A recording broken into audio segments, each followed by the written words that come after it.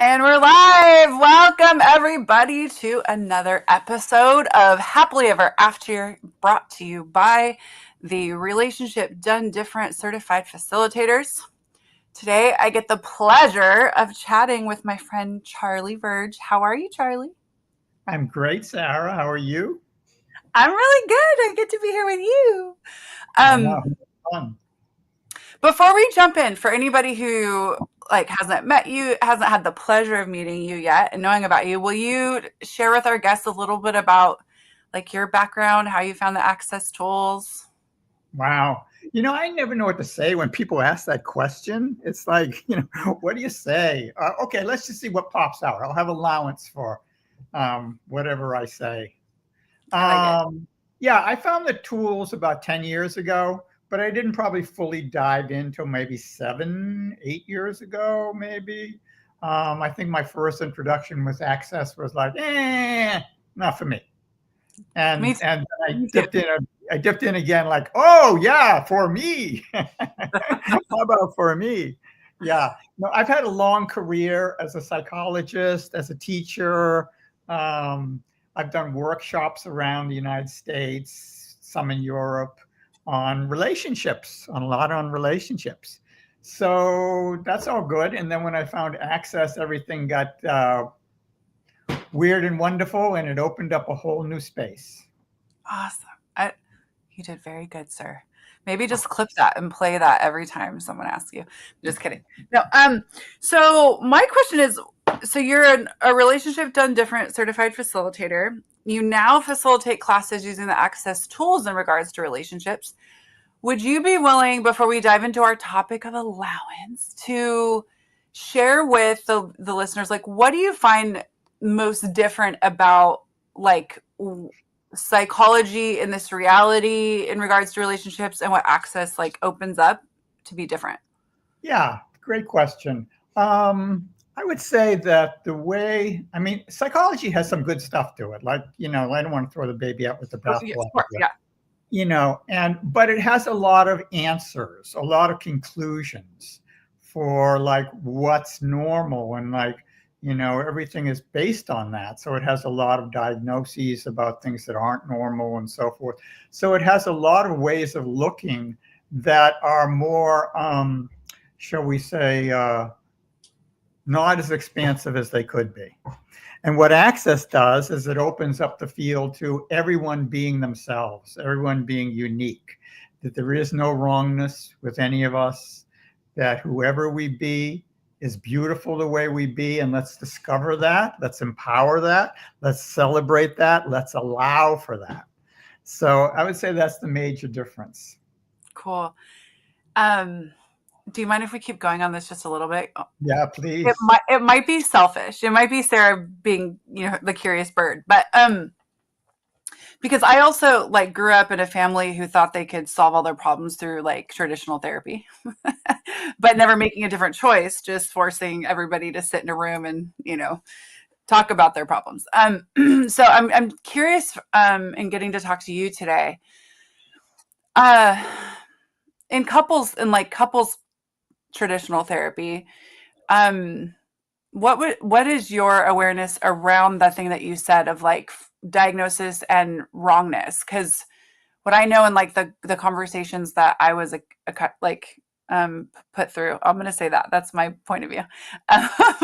It was always trying to find out who was wrong and who was right. And so I'm wondering if you can extrapolate on, as somebody who would be there in a session, um how do you just be different with that's not going into the right and wrong? Can you share with me a little bit about kind of your perspective? I don't know if that's making sense, but um is it? Yeah. So let me be clear. I don't do traditional couple therapy anymore. I mean, ever since Access, I just actually have opened that up. But honestly, Sarah, I don't think I ever did traditional. I mean, I was Mhm. always weird. I was always different. And when I came into the field, like I really wasn't interested in the way and things were defined in therapy, and so I always was looking for something different. I was one of the earlier not I wasn't a founder, but I was one of the earliest what I call it, proponents of family therapy, which took away the whole idea of pathologizing any one person and said it was a system of interactions that was going on. And so I was teaching that around the country and so forth. And so, I mean, Access opens it up even much further than that, but I never was particularly interested. And with couples, you know, what happens in traditional therapy or in family therapy, you know, what happens traditionally in that is that everybody comes in with a conclusion. Everybody comes in with what the problem is in their head. And everybody has that it's either them or somebody else or both, right? And that's what happens in couples too. It's like problem, who's got the problem?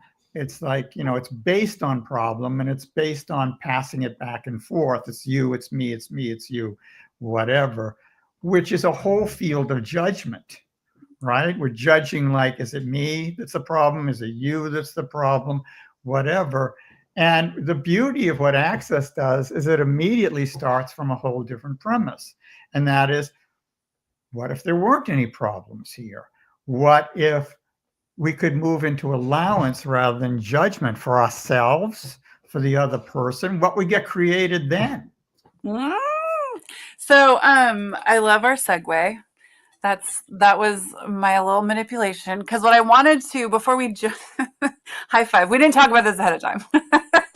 But what I wanted to look at is, like, you know, someone who's never used the Access tools or has never looked at using the Access tools for creating something greater with relationships. Now, relationships done different, let me just throw this out there, is not just about like your intimate love relationships. It's about all relationships in your life. But we're on happily ever after, so I'm going to go with it. And so looking at all the places where, even when you go often in this reality to get like help, you're coming at it a lot of times from conclusion, right? And not to blame, you know, like you said, like, don't throw the baby out with the bathwater. I think there are amazing therapists around the world that are creating a lot of change. So please know that I'm not trying to go this or that. It's how to include these tools in your daily life to open up those spaces where you're doing conclusion or you're doing blame or you're doing rejection or reaction and going into a different space. So with that beautiful segue we created together, when everything comes from judgment, what would you like people to know that the gift of allowance can be? That was a beautiful segue, Sarah. Good job. What was the question? I was so enamored with the segue that I forgot what the question you were asking me. I was thinking, wow, that's really good, Sarah. Oh, okay. I would love to know that. Let's start here. So what, for someone who's never even heard of this concept, what is the conclusion and how does allowance start to get you out of it? Yeah. Well, let's start with the conclusion of wrongness, right? Let's start with the search for wrongness. And like, we're kind of like addicted to that in this world, you know, like just looking for where am I wrong? Where are you wrong? And then the fight to be right, so I am not wrong. And like the fight to be more right than you, and like who's right about the issue and who's wrong about the issue, you know, and so forth. And then there's so much judgment in that. It's a prison of judgment, right? And so how could we get out of the prison of judgment, which I have a class on, by the way, next week. So yeah, so what the beautiful tool in Access of allowance, really, I mean, it's my favorite tool. Actually, it's my favorite tool in all of the tools we have in Access. It's my favorite tool because it can give me more freedom than anything else I know. And that is, allowance is, can I define it? Can I just say it? Yeah, go. It's where everything is an interesting point of view. And it's the fastest way out of that prison of judgment of who's wrong, who's right, and that struggle and the reactive reality we get into about that.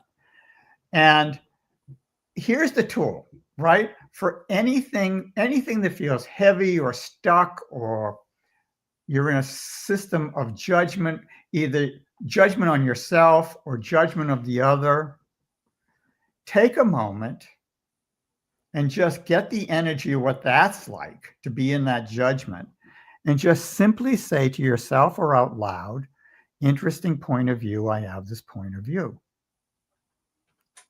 Take a moment, just see if that shifted anything. Try it again. Interesting point of view, I have this point of view.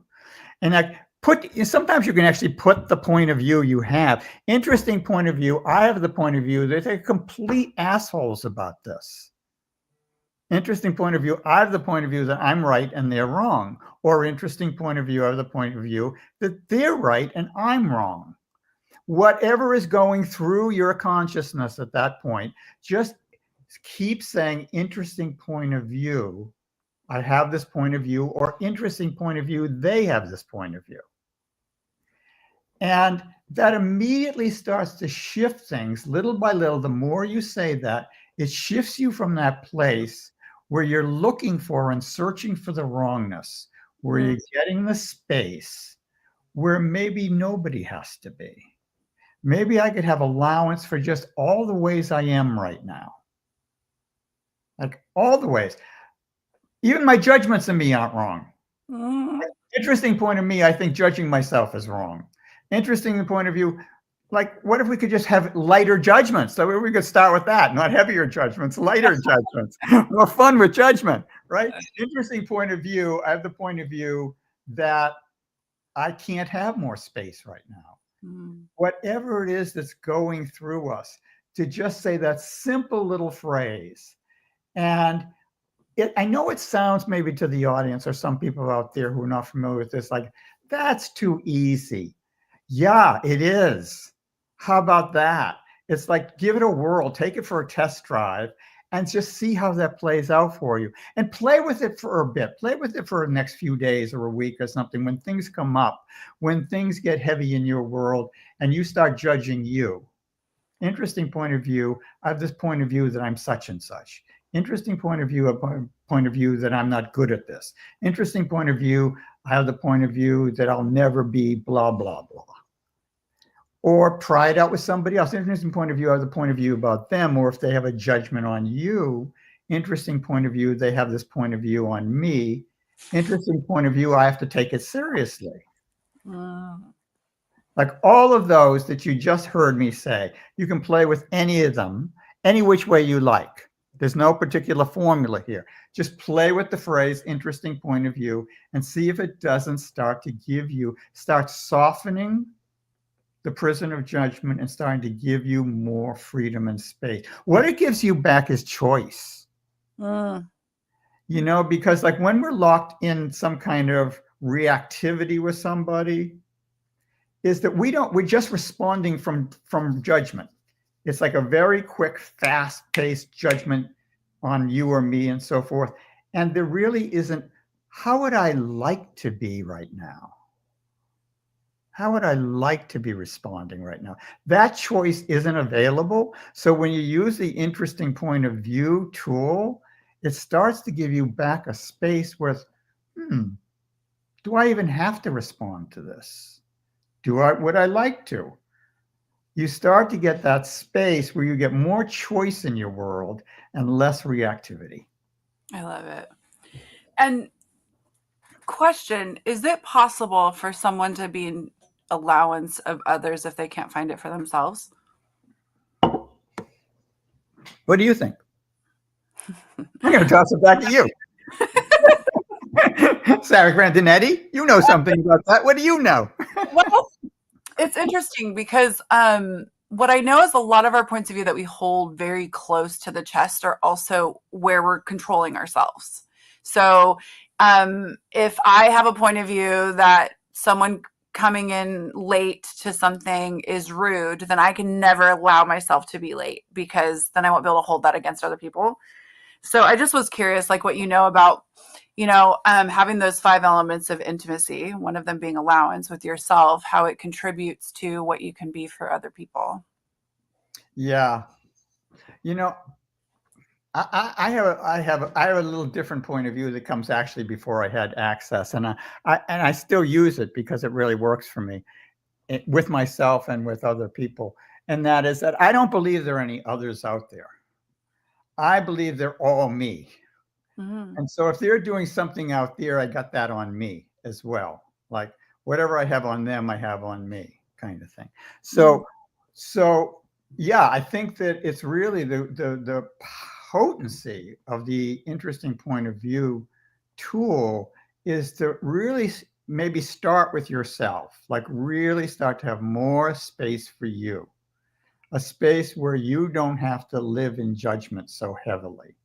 And as you start to naturally yield more space for others when you have more for yourself. Cool. I would agree with that, sir. A question I get asked a lot, and I'd love to hear Charlie's awareness on it, is what's the difference between acceptance and allowance?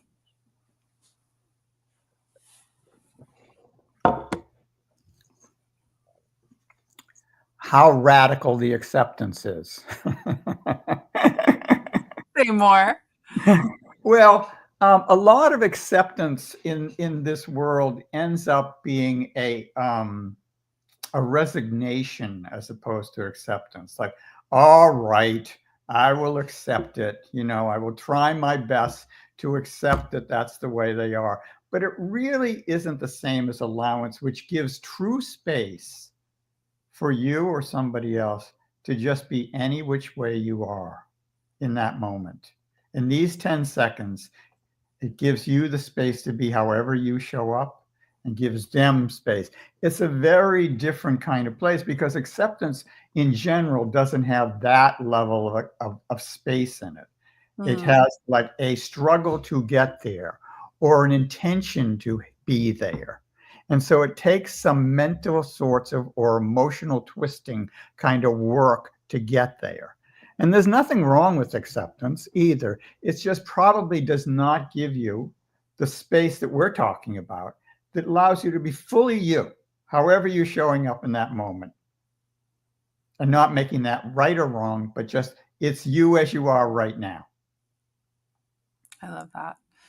Um, do you have any examples or stories from your own life or even with clients, do not say names, where you've seen someone actually choose allowance and have it change like everything? Or a time than you have? No, I never have that level of judgment, so I'm always an allowance.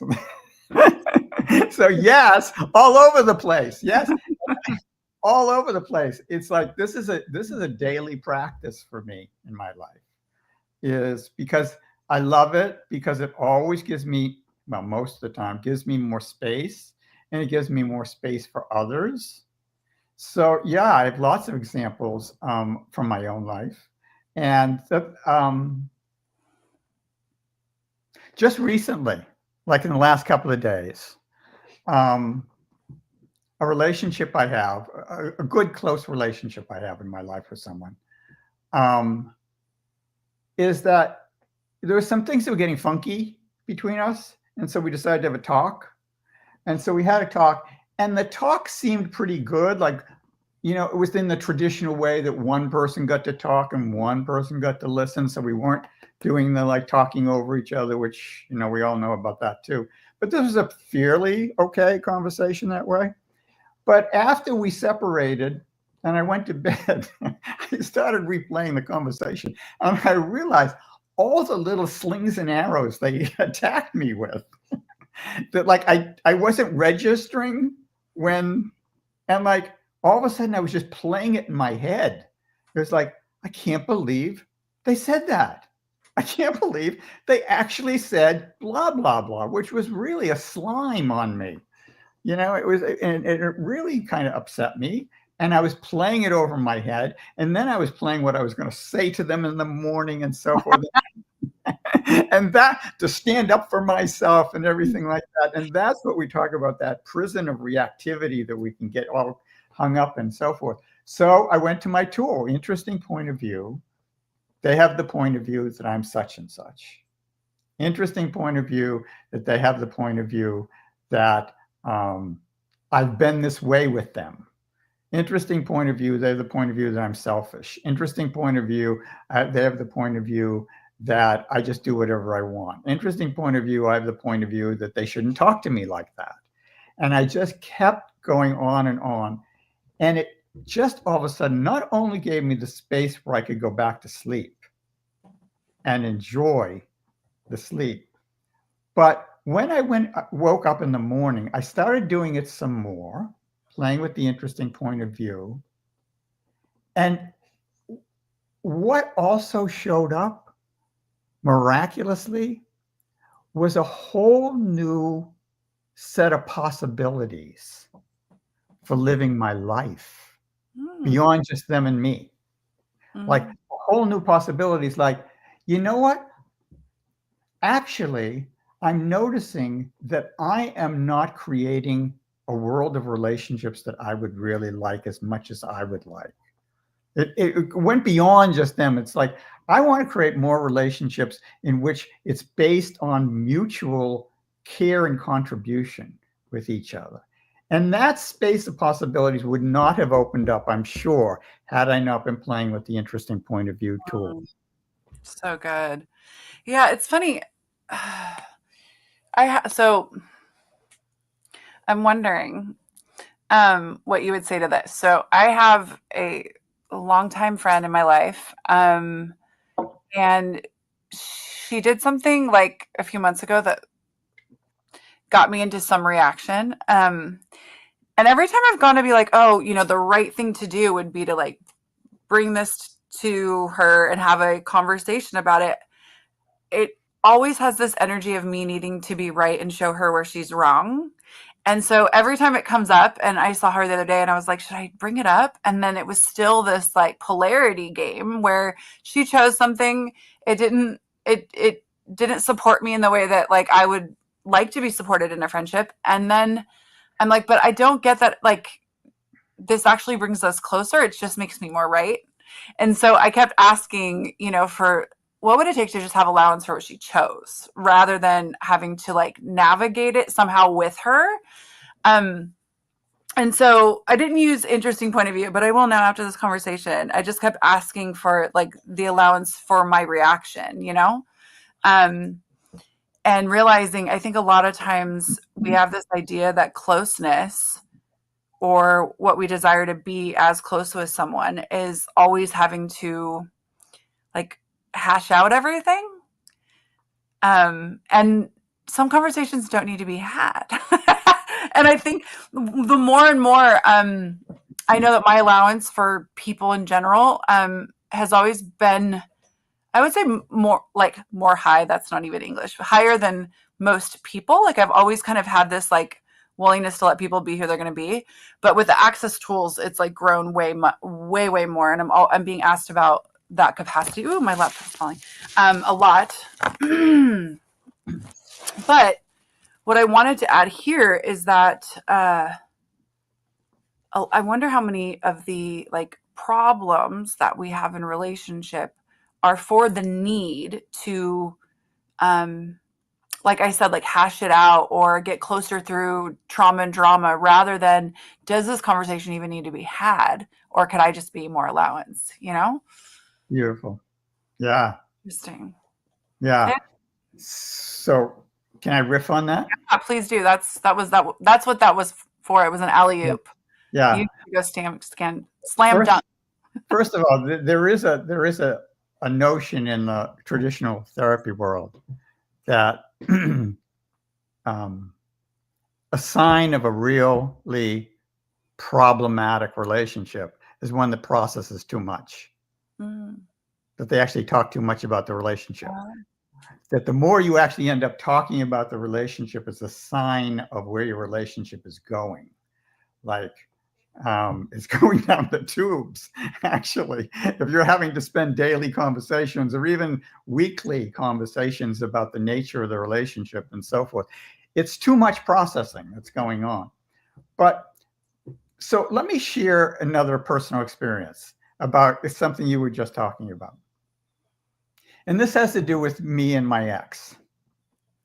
And so we had a pretty good relationship in many ways. And then there were certain areas that it really sucked, like really was bad. But I hung in there because it was really pretty good in many, many ways. And so did she hang in there. But one of the things that really didn't work for me in the relationship was that she had points of view about me that I do not carry about me. Like she didn't see me the way I see myself at all. Like really different than the way I see myself. Like as if I thought you, Sarah, was a liar and a cheater. And that's the way I saw you. But I still love you, but you're a liar. Now, that was not what was going on between. I'm just saying as a metaphor, like something that you really don't feel you are, but that's the way the person sees you. And she felt very right about how she saw me. And it really would trigger me. It would really push me up. And then I felt like I had to talk to her about that all the time. Like, you just can't hold that point of view about me. It's just, nobody's ever held that point of view about me, and so forth. And the need, as you said, to talk it out just made matters worse. And then she was saying, you're not seeing me, and both of us would get into that kind of thing. So I started playing with the tool of allowance, like interesting point of view. She has this point of view that I'm this way, that I do not see myself. Interesting point of view. I have the point of view that she has to see me the way I am. Interesting point of view. I have the point of view that I have to talk to her about this. Interesting point of view. I have the point of view that I should not be in a relationship with someone who has a point of view about me that I don't hold about myself. Wow. Interesting point of view. I have the point of view that I'm an idiot for still being in a relationship where somebody would see me that way and feel they're so right. All of that. And I must have done that daily for a few weeks. Didn't say a word to her, didn't talk about this and so forth. And then started just really giving interesting point of view. She has the point of view that she's right. Interesting point of view. I have the point of view that she can't be that way. And I started giving this space for, what if I just allowed her to have that point of view? What if I just had that space? That she could be any way she wants. She could see me any way she wanted. What if it didn't have to? I didn't have to have that big reaction to it. It's just a point of view that I have to have that big reaction to it. I have the point of view that I have to talk to her. I have to have someone who sees everything the way I see myself about it. And I just did that, and there was so much space, Sarah. I can't tell you. What opened up for me is that we had a totally different relationship going on. Now, a month later, after this, I don't know, a month or two or something after that, one day she comes in and she sits down, and we're about to have dinner. And she said, I've been doing a lot of thinking. I said, what's that? And she said, well, it's something I want to talk to you about. And I went, oh my God. And I went, interesting point of view inside myself. Interesting point of view, this is going to go bad. Interesting point of view, this is now tell me some point of view about myself that I'm going to hate, and so forth and so forth. And what she said was, because you're a therapist and I'm not, I've always felt a little one down from you in our conversations. And I feel like I've been trying to prove to you that you're wrong about so many things. And I want to apologize. And I want to say that I really admire you. And I never tell you how I really see you. And she started to tell me things that were exactly the way I wanted her to have always seen me. Now, that never came from a conversation. That never came from my need. I had given up the need that she see me in a certain way. Now, you don't do this to create that. If you're doing this out of create, that's not allowance. I was doing that allowance not to get her to be a certain way and see me a certain way. I did it to open up the space. And when that happened, when people experience you holding them in space, they have space for you. Like that becomes what becomes contagious, not the reactivity, but the spaciousness. Not always, but that possibility emerges. Yeah, and they also that space also gives space for them not to have to always bounce something off of like your point of view to reflect back their defense.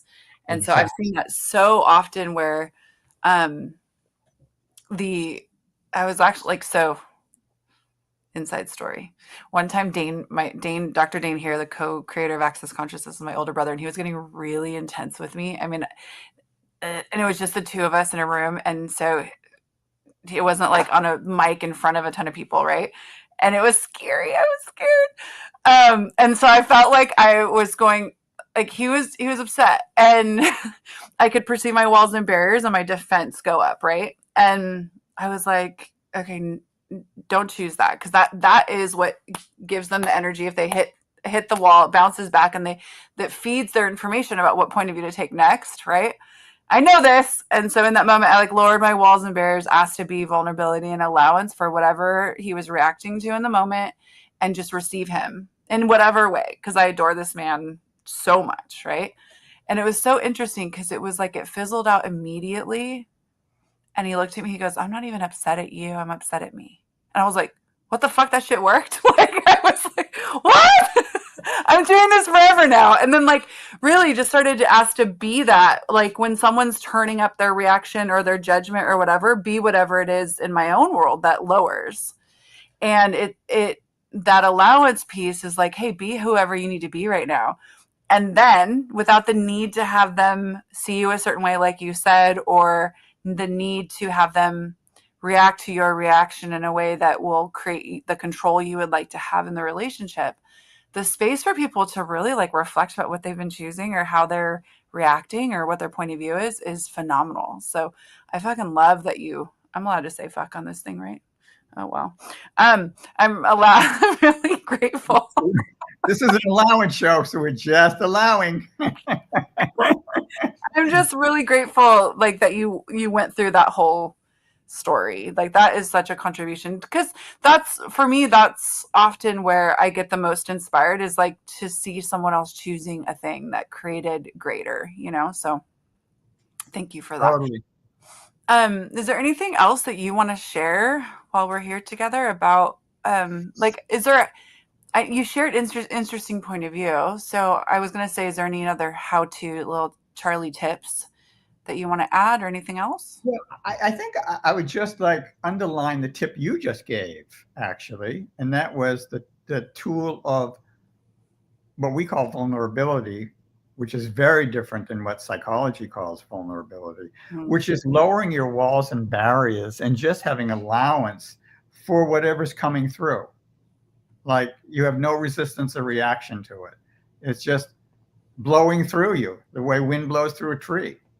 And like that space where you can allow you to be a space of vulnerability, like total vulnerability, not just like, oh, I'll be like weak or something. No, total vulnerability is complete potency because you don't have to react to anything. And when you have that level of allowance and you invite that into any particular moment in your life, like you did with Dane, it's so powerful. It so changes things. Yeah. I remember this client when I first learned the tool of vulnerability, because it was so different than what I thought of what vulnerability was in therapy world and the psychology world and so forth. I was with this couple. I was still doing couple therapy back then. I was with this couple, and he was a very big ego guy with a lot of big voice, and she was this little diminutive, lovely little lady. And that's partly why they were there, of course. And he once was like really on her, like really big and strong. And like I felt in that moment like I had to intervene on her behalf. And he turned on me with such fury and such threat Mm. Not physical threat. I never thought he was going to physically harm me, but he was up in my face and doing this and saying he was going to get a lawyer and sue me and everything and so forth. And my first reaction was, oh, right. And I had just learned this tool of vulnerability, total vulnerability. And I lowered all the walls and barriers I had to this man. And I just received him. Like whatever he was, I was just going to allow to come in and through and out the back and kept going. Like it was not going to land anywhere in me. It was just going to bring it on. Just okay, the way a Tai Chi move is when somebody like goes this and you just go with it. And he went,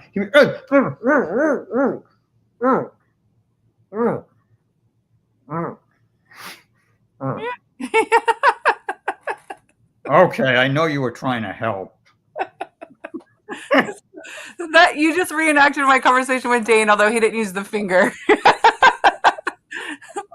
Oh, so that's exactly how it was. And I was like, whoa, like it was such an acknowledgement of the tool, me with the tool, and whoa, like he's been the one teaching me this tool and it can even work on him. That's pretty cool. That is too damn cool, right? Yeah. I hope my secret doesn't get out too far.